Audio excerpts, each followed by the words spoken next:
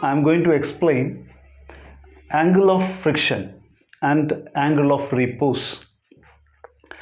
Here body is kept on a surface and we are applying an external force. When you go on increasing the external force, frictional force will be going on increasing, and at one stage frictional force will become maximum. After that body will start sliding. So this is the maximum frictional force, and the gravitational force is acting in the downward direction. So this is the normal force. Then angle of friction is the angle between the normal force and the resultant of the normal force and maximum frictional force. So this is a maximum frictional force. So this angle is known as angle of friction. Then this r square is equal to maximum value of the frictional force square plus n square. So you take the square root. So you will get the magnitude of the resultant of these two. Then in this triangle you express tan theta. Tan theta is opposite side by adjacent side. So we can write a maximum frictional force divided by normal force. If you rearrange this, you will get a maximum static frictional force is equal to n tan theta. But you know maximum frictional force is equal to mu s into n, where mu s is the coefficient of static friction. Now you compare these two equations, see Fs max. So you can write mu s into n is equal to tan theta. N will get cancelled, so mu s is tan theta. That means coefficient of static friction is equal to tan theta, where theta is the angle of friction. Now let us see what is angle of repose. So here an object is kept on an inclined surface. So whether it will move down or not, it depends on two things. What is the angle made by the inclined plane with the horizontal, and the nature of this surface. Now let us get a relation for angle of repose.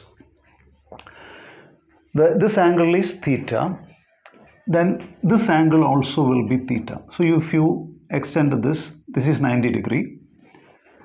So this is theta. So this will be 90 minus theta. Then this is the normal. So this is 90. So when this is 90 minus theta, this is theta. Then this is the direction in which gravitational force is acting. Mass of the body m. Then acceleration due to gravity g. So m into g. Mass into acceleration due to gravity. That is the gravitational force. It can be resolved into two components. Mg cos theta, where it is making theta, that component is mg cos theta, perpendicular to that mg sin theta. So if you go on increasing this angle, this component will be going on increasing. At that stage, it will start moving downwards. So when there is a force this side, there is a frictional force acting this side. If you go on increasing this angle at one stage, it will become maximum. Then body will start sliding, will start moving downwards. So now let us see the relation. This is mg cos theta. This is normal force. So we can equate n is equal to mg cos theta. Then static frictional force is Fs, maximum value is mu s into n. But for n we can write mg cos theta. So you are getting the relation for maximum frictional force, Fs max is mu s mg cos theta. Then when body is about to move, this Fs maximum should be equal to mg sin theta. Then only body will start moving.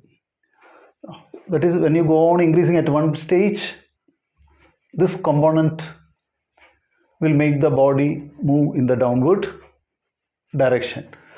So at that time Fs maximum, the maximum value of the frictional force should be equal to mg sine theta.